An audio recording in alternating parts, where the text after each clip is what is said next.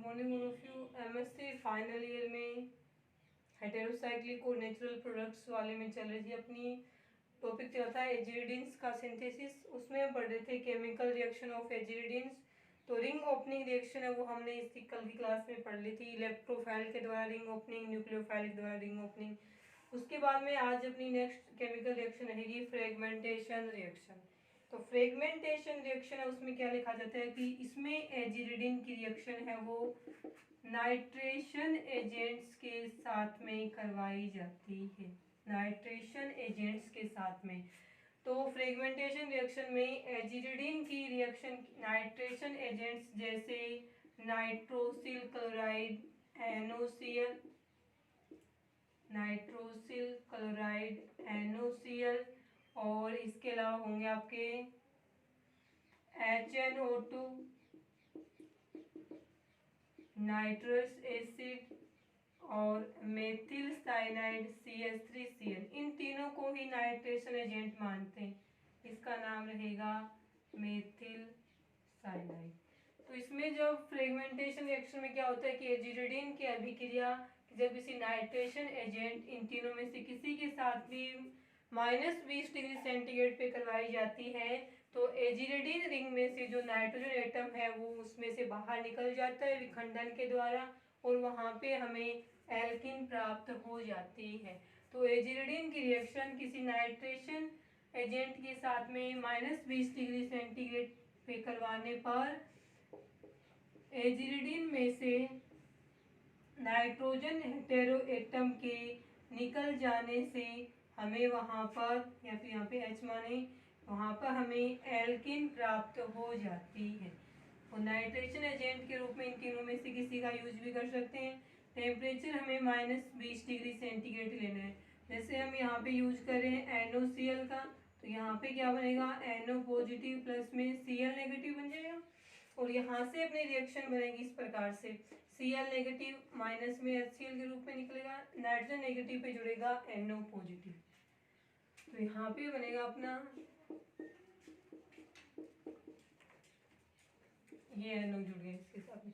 अब देखें ये वाला बॉन्ड यहाँ घूमेगा और ये वाला बॉन्ड यहाँ जाएगा, इससे प्रोडक्ट बनेगा, यहाँ डबल बॉन्ड बन गया और ये साथ में बाहर क्या निकल गया, N2।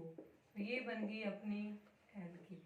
ठीक है, तो ये थे आपके कि जब एजिरिडिन की अभिक्रिया किसी नाइट्रेशन एजेंट के साथ में -20 डिग्री सेंटीग्रेड पे करवाई जाएगी तो वहाँ पे नाइट्रोजन एटम है वो रिंग में से बाहर निकलेगा तो एल्किन हमें प्राप्त होगी।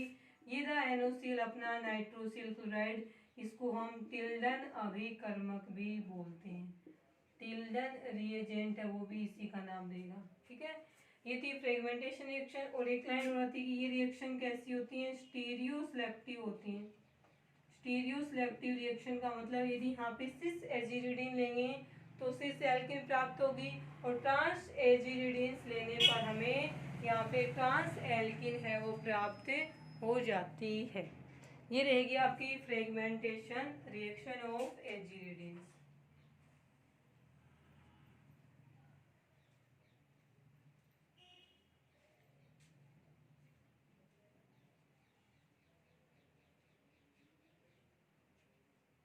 उसके बाद नेक्स्ट देखें इसमें reaction with CH2, carbon disulphide के साथ में रिएक्शन करवानी। नेक्स्ट रिएक्शन रहेगी reaction with CH2, carbon disulphide. तो कार्बन डाइसल्फाइड के साथ में हमें यहाँ पे क्या करवानी है, एजिरिडिन की रिएक्शन है वो करवानी है। तो देखें इसमें क्या बनेगा, ये एजिरिडिन है, इसकी रिएक्शन जब कार्बन डाइसल्फाइड के साथ में करवाई जाएगी, देखिए इसमें जब एजिरिडिन की रिएक्शन हम कार्बन डाइसल्फाइड के साथ में करवा देंगे तो वहाँ पे क्या होगा, इस एजिरिडिन का क्या होता है, रिंग है वो क्या हो जाएगी, इसमें इंक्रीज हो जाती है।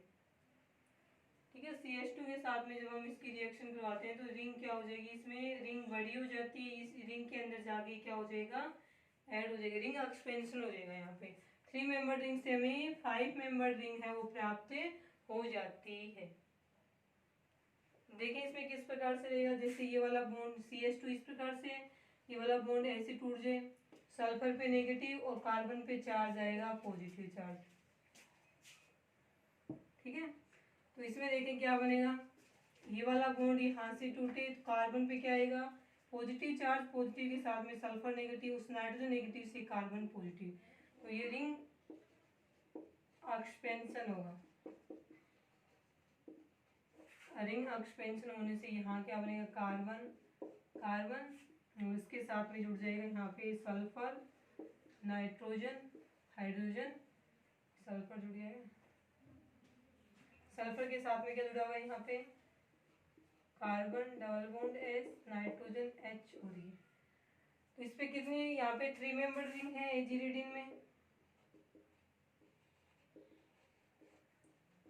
3 मेंबर्ड रिंग है, और CH2 कार्बन डाइसल्फाइड से रिएक्शन होने के बाद में रिंग बन गई 5 मेंबर्ड रिंग का फॉर्मेशन है वो हो गया। यहाँ पे 5 मेंबर्ड रिंग है, इसका नाम रहेगा थायो एजोलिन। तो ये जो रिंग एक्सपेंशन होने के बाद में जो रिंग प्राप्त हुई है हमें 5 मेंबर्ड, उसका नाम रहेगा थायो एजोलिन।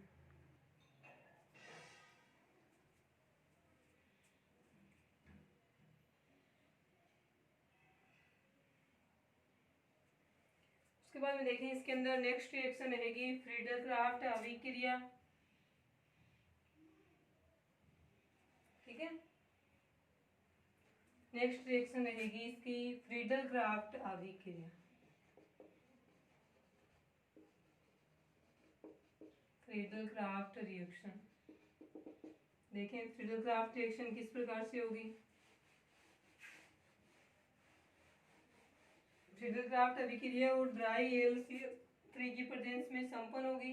तो देखें जब हम इस एजिरिडीन है उसकी रिएक्शन करवा रहे हैं बेंजीन के साथ में, प्लस में बेंजीन ले लिया, तो बेंजीन के साथ में जब हम इसकी रिएक्शन करवाएंगे एजिरिडीन की, ये रहेगा अपना बेंजीन, यहाँ पे लिया हमने ड्राई AlCl3, निर्जल AlCl3 कैटालिस्ट के रूप में कार्य करता है यहाँ पे, इसकी प्रेजेंस में हमने यहाँ पे रिएक्शन करवाई है एजिरिडीन की। तो देखें इसमें प्रोडक्ट क्या प्राप्त होगा,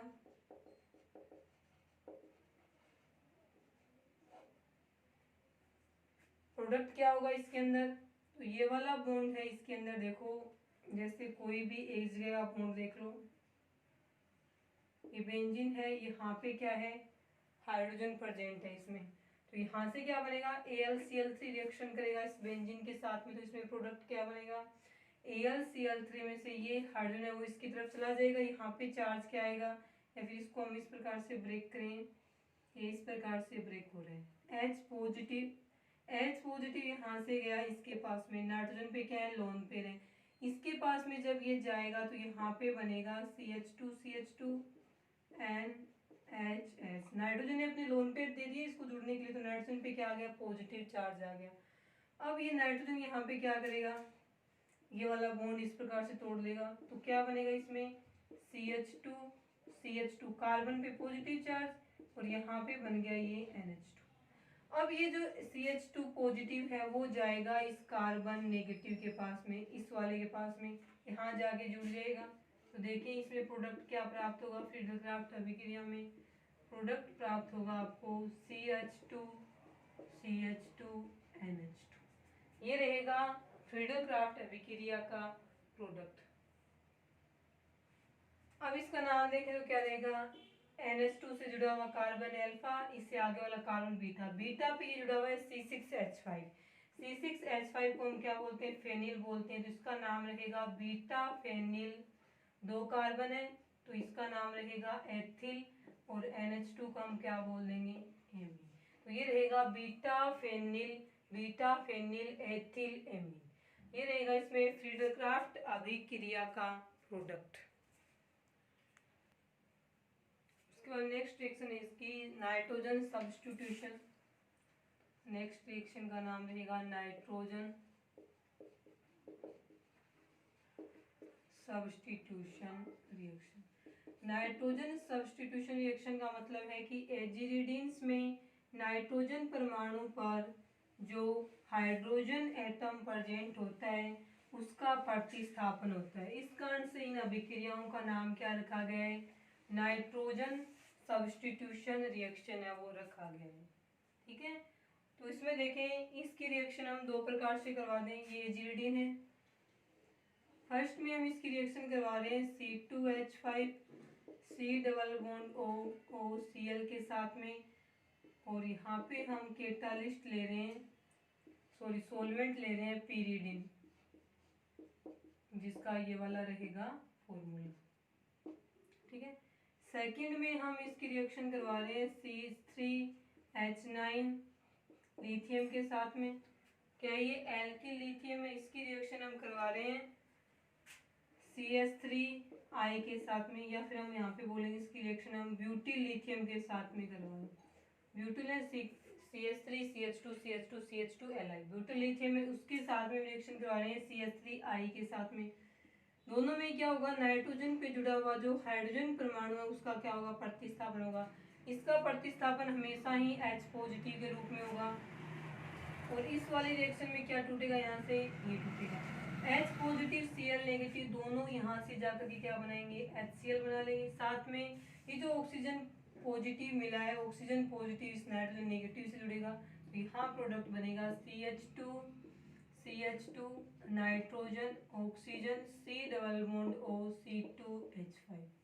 ठीक है, दूसरी में क्या होगा कि ब्यूटिल लिथियम की प्रेजेंस में हम इसकी रिएक्शन CH3I मेथिल आयोडाइड से करवा दें, तो इसमें भी सेम यही होगा। आयोडीन नेगेटिव के रूप में आएगा, H के साथ में जुड़ करके, H पॉजिटिव के साथ में जुड़ करके HI के रूप में बाहर निकल जाएगा, और जो CH3 पॉजिटिव प्राप्त हुआ है वो इस नाइट्रोजन नेगेटिव के साथ में जुड़ेगा, तो प्रोडक्ट रहेगा CH2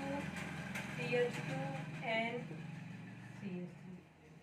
इस प्रकार से नाइट्रोजन परमाणु पर उपस्थित हाइड्रोजन का प्रतिस्थापन होने से इन अभिक्रियाओं को नाइट्रोजन सब्स्टिट्यूशन रिएक्शन कहा जाता है।